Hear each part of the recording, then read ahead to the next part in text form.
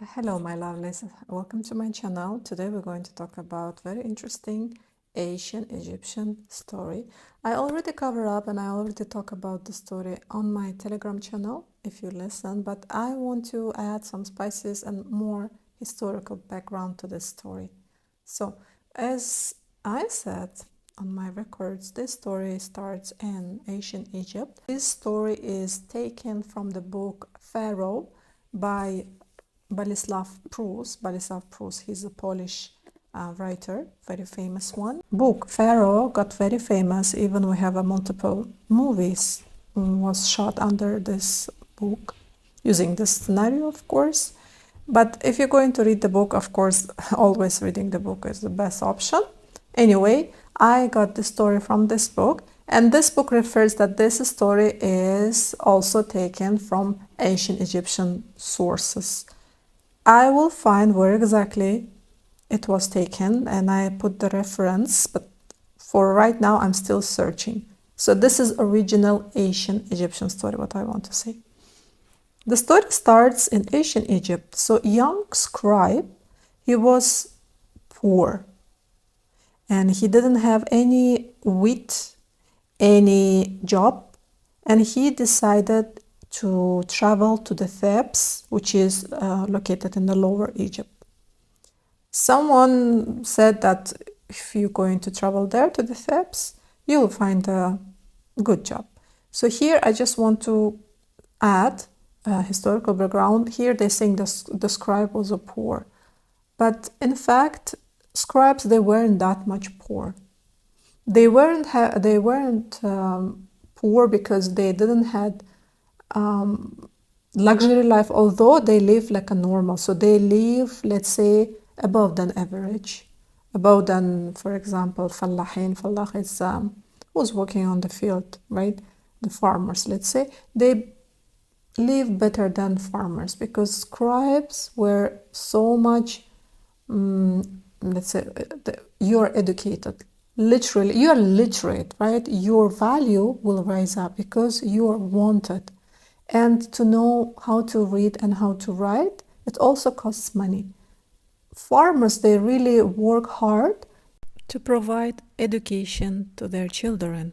And we have even some sources telling that teacher, he was very angry, and the farmer, he brought a lot of good stuff. It was work and a barter, right? A lot of good things in order teacher will not be angry and continue education. Was his son. Not daughter. Daughters, they weren't studying at schools. Males who study were boys. So when the boy, he reached his age 5, he will go to school. This is a privilege. Not everyone can go. So mainly above than average farmers or already who's having a luxury life, they had to go to the school. So here mentioning that the scribe was poor. I think here beautiful it said in the second part that scribe was poor and he didn't have a job. So basically he was jobless. So in your imagination, you should not imagine like really poor scribe which is looking for the money desperately. As I said, he was told that in Thebes a lot of rich people live. So rich people also, they need scribes for work for them, right? To have a record. Scribes also, they work as accountant to calculate their goods, they calculate their income, you know. So he decided to go there. And here also they're mentioning that he could earn a drachma or single talent. Drachma and the talent is actually money. So specifically, I want to concentrate on drachma. Here you can understand approximately when the story was written, because drachma, it's already metal money, and we know ancient Egyptians at the beginning and the early first dynasties, they didn't have an idea such kind of thing like a money, a paper money, metal money. All they had is barter. So for example, I have 2 sacks of wheat and I'm going to exchange, for example, for the sheep or for the small cow. We don't have chickens yet, didn't arrive from India. So it was like an exchange with the exchange they used to trade. So no concept of money. But here in the story mentioning drachma, it's already metal money. It's a concept of money. And the concept of money occurred in Ptolemy dynasty. So this is already after the Alexander the Great, or during the Alexander the Great, or a little bit earlier than he took over the Egypt. So we now know approximately the timing when this story happened. So he went to the Thebes and he didn't took a boat. Normally, Nile is the best way of transportation, is a route, Nile is everything. So in here, the concept of bringing up the Nile is as a transportation because it's the route. And he didn't have enough money in order to book a trip to the Thebes. So what he decided, he said that he's going to just walk along the Nile River. And we know the Thebes, the city Thebes, is located along the Nile River. While walking, he went in a very deep thoughts. He was thinking, the people are very funny, because here he meant the people who inherit the money. The children who inherit the money from their, let's say, parents, they are immediately spending those monies, but they're not thinking about the future. They're not planning good. So here it's very, if you're going to, deeply analyze the story, the teachings of the story is very good. So here basically he's saying, in order just throw the money just like that left and right, have that money and invest on something good. Here he say, if I had one golden talent or a lot of drachma, I would buy a land and do the crop thingy. So basically he become a farmer, but above that average, right? Because he will not rent a land, because in ancient Egypt, people, farmers used to rent the land in order to get the wheat and the crops and overall working with the land. But here he's saying that if he inherited the money, he would invest on something rather than throwing a left and right. We can even apply this idea into our days, because sometimes people, they're getting a lot of money, and instead of invest onto something, let's say, which is bringing double money, they're spending immediately, for example, on luxury items. If you have $1 million, for example, I'm just roughly saying, you're going to buy Bentley, but that Bentley will not bring that 1 million in return. But if you're going to invest in the property, for sure, it's basics, it's going to double your money and it will return by time. So you see, even ancient Egyptians, the intellectual, the smart ones, they are thinking in the same manner. So he said, instead of, I'm repeating again myself, instead of to spend money left and right without any goal or aim, you better to invest on something. So that money will get double or triple or 4 times, and then you're going to make your life better, and then you're going to be better than Nomarch, which is, Nomarch is a ruler of the nome, and the nome is just, let's say, it's a synonym for the word city in ancient Egyptian. So Greek, they used to call them nome. No, this is absolutely not an ancient Egyptian word. It's a Greek word. Nome means basically city. So ancient Egyptians, they had 42 cities, and they had in each city they had their own gods. They used to respect. So each nome had their own gods. So city to city, the gods changed. Okay, come back to the idea that you will be better than any ruler of the nome if you're going to act in this manner. This story is teaching. It's teaching about the scribe. It's teaching about the patience that you need to, if you don't have money, you just need to go to your target. You need to go. That's my own conclusions, guys, but you can also, after listening this story or reading the story, you can make your own. But as I understand that this scribe, he has a goal and he wants to achieve it. And he is, let's say, judging other people that they are doing wrong and this is the correct, and also teaching the reader how to do the ways is correct. And this scribe adds, what to do? I am quoting, what to do? The gods, they always support stupid people, and I am not stupid. I am fully, from my head till my toes, I'm fully filled with the wisdom. And I prefer to be poor and smart rather than rich and stupid. This is also, you can interpret this quote, what he's saying, in many ways. He said, but this, we should find the middle. Like, I want to find the middle. So he wants to be rich and he doesn't want to be stupid. You got me? So he said, like, I want to find the middle. He, while walking along the Nile, he was passing by a very beautiful house. And under this house, on the steps, was sitting a person. He wasn't that much old and he wasn't that much young. And his look, when he look at you, it would like enter to your heart. Here it's beautiful, beautiful. I know. See, if you read about ancient Egyptian history and you read the stories of ancient Egyptians, you will understand how beautiful this goes, why it's beautiful. I am mesmerized myself. He's saying it will enter to your heart. Here, people, ancient Egyptians, they used to think that people, they think with their hearts. So enter not into your mind, but into your heart. In our interpretation, we need to understand that he was looking, and he was looking to your mind rather than heart.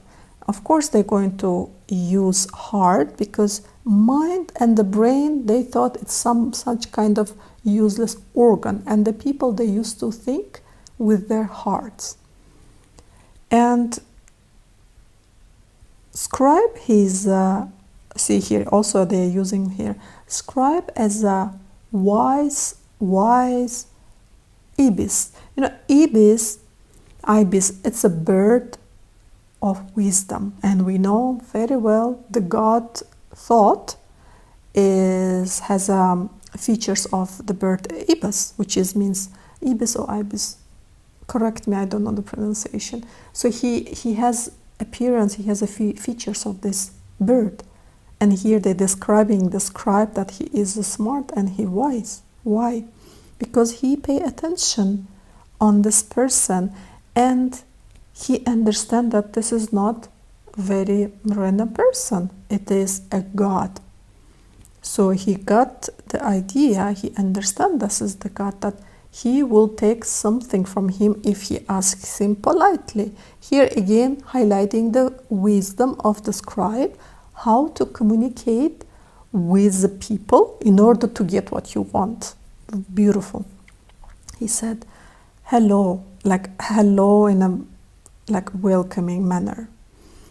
Owner of this house, it's so pity I don't have a wine or I don't have a meat. I would, with my own respect, would share with you in order to show my amusement, because his house is beautiful. So he was amazed from his house. So in this manner, he's just giving a compliment to his house and to him in order to bond the relationship. And inside scribe, understanding that this is a god. And Amun, this is a god, actually Amun. He was in a human appearance. And he really, really liked, you see, he really liked how this scribe approached him.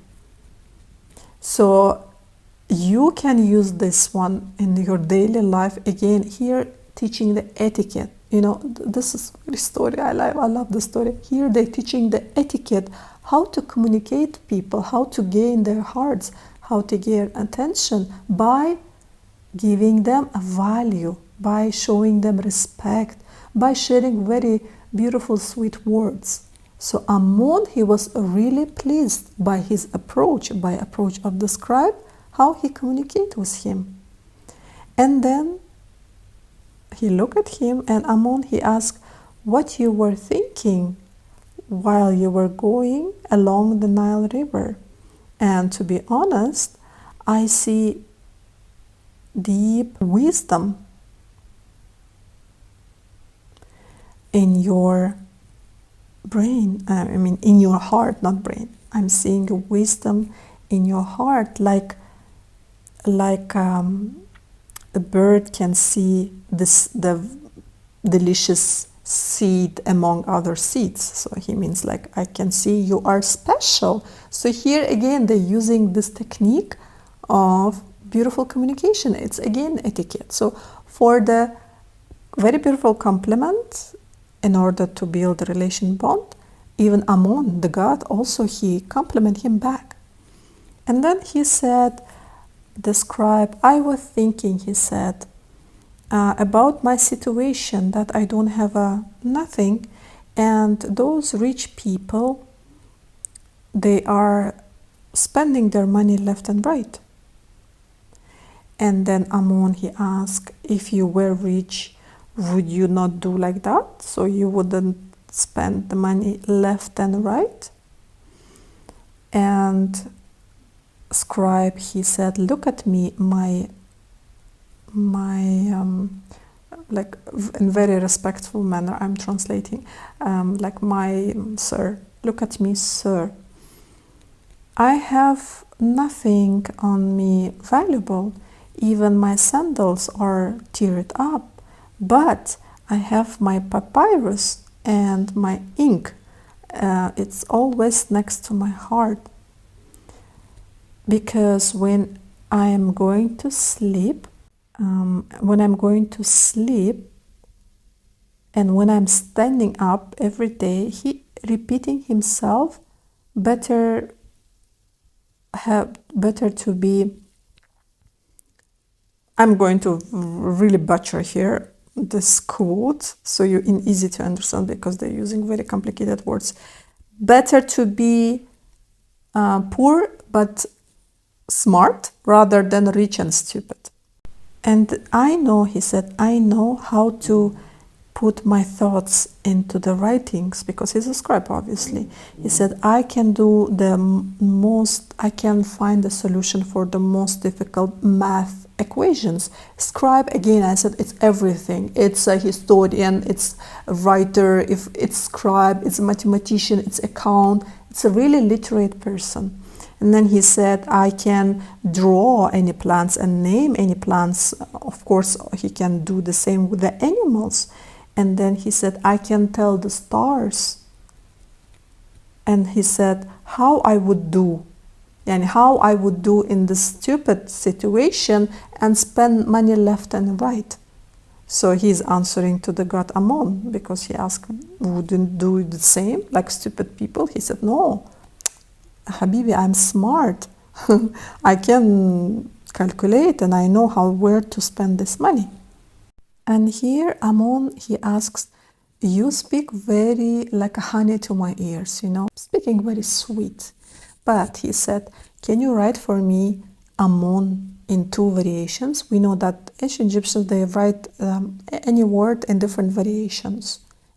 So here he is testing him. Why he's testing him? Again, here, if you're going to put who was finding the job, and the situation between employee and employer, this is exactly the situation, because Amun, he listened to him, he interviewed him, and now he's asking the proof of his work. Like, you're speaking like a honey to my ears, but I really want to show me, Habibi, show me what you can do. That's another test. So the scribe, he took his papyrus and his ink, and he wrote down the word Amun in the two different ways. And he nodded his head and he said, very good, if you can write in this manner, so you can do math equations. So he gave him math equations. Scribe, he took some small stones and he calculated this all, and he gave them answer of the math equations which was given by Amun. And Amun, he got really amused and he smiled, and then he said, I see you speak truth about your wisdom. You are truly a smart person. And then God Amun, he continued, I see you are truly virtuous and honest person. And if you're going to continue in this manner, you're going to be happy. And your sons, they're going to build for you beautiful tomb. Here again, why the tomb, concept of the tomb is important, because we know once you save your body, that you're going to live forever, because there is that's the concept of mummification in ancient Egyptian times. So if you are wishing, in ancient Egyptian people, if they want to wish something to each other, they used to say, your son's going to build for you tomb. So it's like you're going to have an eternal and forever and the endless life. And then he said, just tell me now, what do you want? You want to be rich, which keep you safe, or you want to multiply that money, let's say. And then Scribe, he dropped himself on his knees and he said, I don't need that much. I need a tent and a little bit of land. And then I consider myself rich. Amun, he said, okay, think nicely, is it this going to be enough for you? And then he take him to the tent. And then he said, and this is the tent. And inside the tent there was a couple pair of sandals, some clean clothes, and the place where fireplace you can cook, and the place where you can sleep. And there is a place you can make porridge and beer. And then he showed to him. So immediately, once the scribe, he said, yes, it's okay for me. He immediately, it's like a genie in the bottle, immediately make this idea, his wish true. While touring, scribe, he saw something in the corner. And then he asked, what is this? It's kind of statue. And this, let's say, statue was covered. And Amun, God, he said, this is the only thing that you should not touch. Otherwise, you're going to lose everything of what you got. And then Scribe, he said, oh, let it pass 1,000 years. I'm not going to touch this statue at all. And then he added, my Lord, what is there far, far away? They already look like go out from the tent, not mentioning the details, but we have our imagination. Let's switch on. He said, what is that far, far? Is it villa? And then Amun, he said, yes, this is a villa. In that villa, there is 10 cows and 10 slaves and bigger land than this one, and obviously a bigger house, and it's not a tent. And then he asked, do you want it? And then Scribe, again, he bent himself to the knees. He bowed and he said, if I had an option to have a white bread rather than the black bread, would I, he want to, this is interpretation. Again, they're comparing breads. So I would not say no if somebody offers me better bread. Obviously, he's saying yes. And after that, Amun, he said some magical words, and immediately, genie in a bottle appeared inside the inside the villa. I want to pay for your attention. This is beautiful, beautiful again. Why? Because they are showing how normal farmers they lived and what they had, how above the average people lived. So here we have in comparison between the farmer who used to live in a tent and person who's above the farmer in the status. He lives in the villa, and what you can find inside the villa. So when you're living in the tent, you don't have animals and you have a little bit land.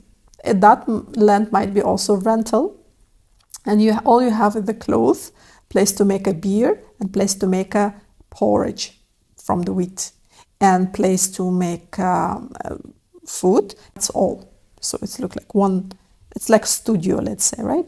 But in the villa, they're describing that he has here cattle, he has slaves, and he has a bigger house, obviously biggest house itself.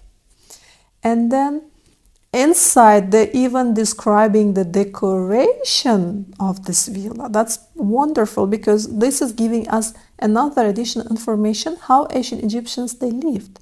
So Amun, again, he started to tour. He's touring the villa and he's saying, here we have bed from wood. This is again brainstorming. I will tell you why. And then we have here 5 tables and 10 chairs. And then we have a cloth which is sewed and it's very, it's like with the golden threads, let's say. Here you have a jars and you have a jars of wine. And also we have myrrh and frankincense. And we have olive oil. Imagine. So you see, the villa already, he shifted above the average, obviously, because we are not already drinking a beer. Beer is for the poor people. We are drinking a wine. And we have furniture made from wood. The most difficult resource to get anything wooden. Wood was rare in ancient Egypt. So in order to get it, you have to travel to another countries, in other places, let's say countries like nowadays Lebanon, we know the tree, the precious cedar tree used to import it from Lebanon area. Lebanon, nowadays Lebanon, let it call it, from Phoenicia, right? And the black tree, also you need to go, there is a famous black tree, ebon tree, you need to go to the Sudan, Kush, or Nubia, right? So inside Egypt, it was very lack of wood. This case, also, if we're going to talk Mesopotamia also they had a problem, and ancient Egyptians also had a problem with the wood. So all they need to go is to travel to Phoenicians, and Phoenicians, that's another reason why they were so much rich. They had a forest of the cedar trees, which was very precious. So here again, they are saying that, oh my God, 5 tables and 10 chairs, like you are very, very rich. The perfume also coming from Yemen. Imagine how much it should be expensive in that time. In order to bring frankincense and the myrrh from there, you need to pass for the long distance. Obviously, that's for the rich people, and olive oil as well. And then again, so we finished the touring, I finished the explanation, and again, Scribe, he saw in the corner statue. Okay, the statue was covered. And this time it was, at that time it was covered with papyri, and this time it was covered with a linen. So you see the value, shifts the value. Again, he asked, what is that? And then God, he said, Amun, God. He said, don't touch that one. If you're going to touch, you're going to lose everything what you have, all your properties. And then he said, Scribe, he said, no. If I live even 10,000 years or lost my wisdom, I would never ever touch this statue. And then he said, excuse me, my Lord, what is there? So they were obviously next to the window and he saw something else. And then Amun, he said, that's castle. It's not villa, it's bigger. And then he said, there is a 500 acres of the land and 100 slaves and several heads of cattle. The land is huge. But what do you think? Will your wisdom can handle that all prosperity? So are you able to handle this all? Because it's so much money. Oh my God, it's a castle. You know what's inside the castle. And then Scribe, he dropped himself on his on the feet of Amun, and he cried and he said, "My Lord, where did you see silly person who will exchange cup of beer to the jar of wine? Wine is a precious, obviously." And then Amun, he said, "Yes, you're right. You're very virtuous and true." And again, he said some magical spells, and they appear inside the castle. And then he making touring, Amun. He's saying, you see, this is big salon, living room. There is a sofas, there is armchairs, there is several tables, and all from different wood. And here you have a kitchen, here you have a basement, here you can, in the basement where they store the food, you can find meat, fish, and cookies. I love this one. Not bread, but cookies. Why cookies? Because cookies were again expensive than normal bread. Cookies have had inside ingredients honey and dates. That's delicious.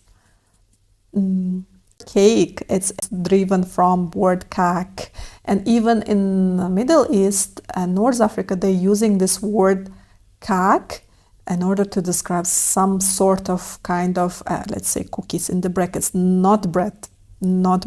So now you know the word cake itself is driven from word kak, which is Afro-Asiatic word.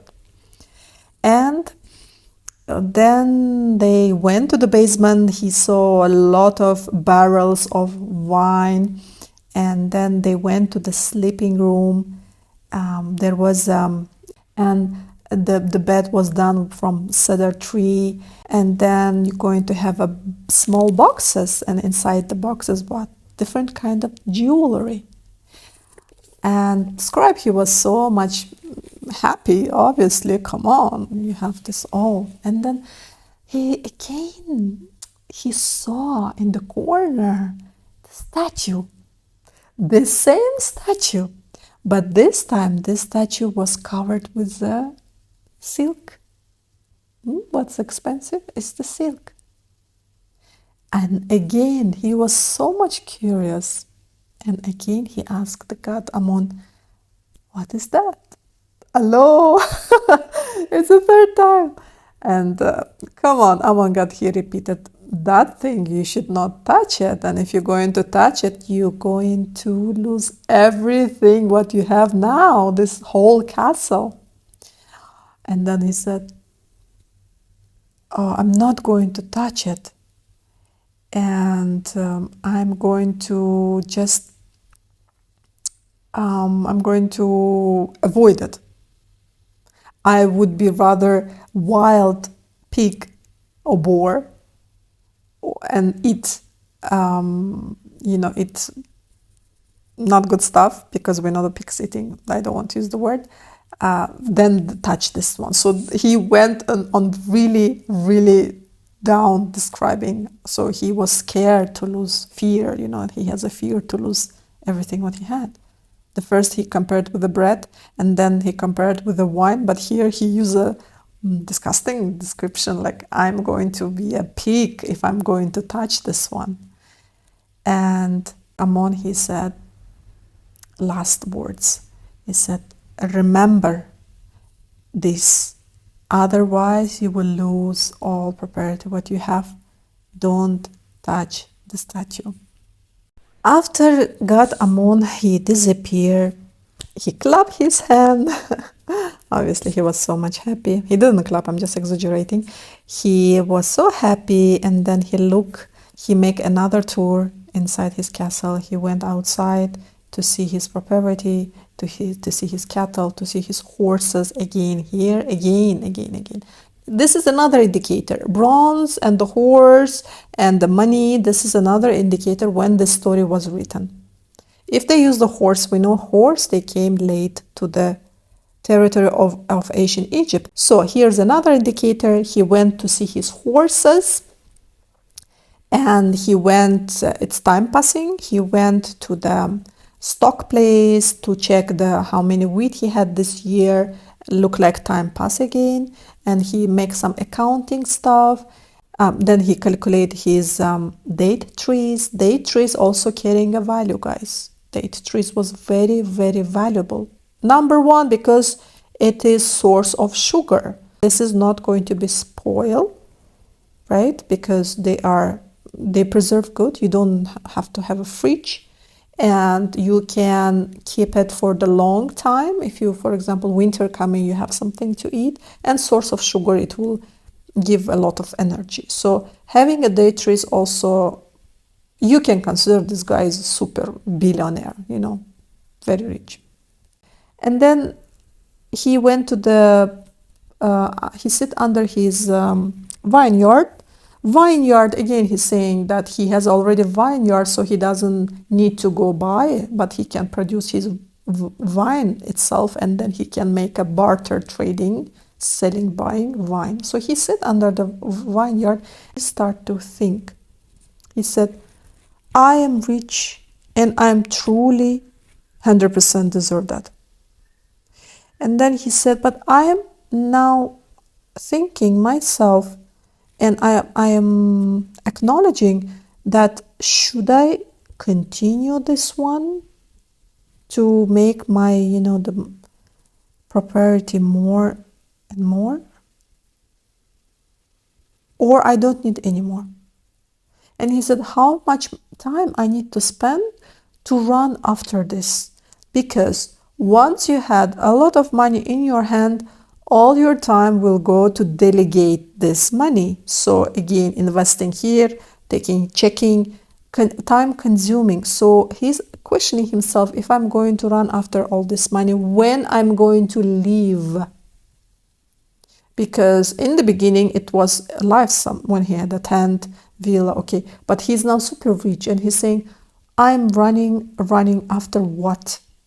And when I'm going to leave the moment? This is the question, and this is really, again, teaching stuff. And then he got so much bored, very boring, everything boring. He went again, he checked his garden. He went again, he checked his field. He again go talk with his slaves. And again, everybody kissing his hands. And day by day, he becoming sad and bored. And he said, he was thinking, this is all beautiful, okay. And there is a furniture, not from the bronze, but from the pure gold. And there is jars full of precious stones. Should I need it? Again, he started to think. But every time he think and he was bored, he was passing around the statue in the corner. Pay attention. He was passing all over the statue. And, it's there. It's just there. And the instruction. Do not touch, otherwise you're going to lose everything. Ya habibi, do not touch. 3 times this Amun, he said. And he said, he take a deep breath. He looked at the statue. He said, I just want to know, what is this behind it? Curiosity. This curiosity. And then he said, but Amun, he didn't tell me that not allowed to touch. I like this illusion, you know. I like this illusion in order to explain to yourself that you can do the stuff, you can imagine and build illusions inside your head. He said, Amun, didn't tell me that I can see what is under it, right? He said, do not touch. So he said that I'm going to use a stick and a little bit open what's under it and see. Then he said he didn't say that, so I can pick. He didn't tell me you cannot see. He told me you cannot watch. That's a huge difference. A wisdom person, huh? So he come very slowly, still thinking with the temptation and curiosity, what is under this, what kind of statue it is, what is under this silk. And then he removed the silk and appeared something very, very beautiful. It is not young men.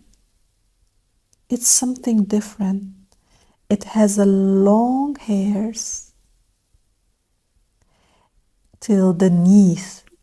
Aha, here we're catching another beauty standard. And her facial features are small comparing to mine. It's a woman, guys. Her nose is small, her lips are small, but those eyes. And then he blushed actually. So before he asked, he blushed. He asked, what are you? And she replied, I am a woman. And her voice was so much soothing and tender and soft and enter inside his body like Phoenician sword. Okay, here, why Phoenician sword? Because Phoenicians, they were very famous with their weaponry. And Philistines also, they was very, very famous with their weaponry. When they discovered Tutankhamun, they discovered two small swords of Tutankhamun, and they found out that these ones were made in Syria. Syria it's a place, guys, right? It's not a modern country what we understand like a Syria, but it's place named Syria, which includes nowadays Jordan, Palestine, Lebanon, and the Syria itself, right? So here, the very beautiful swords, metal swords, were produced in Phoenicia and in Philistines.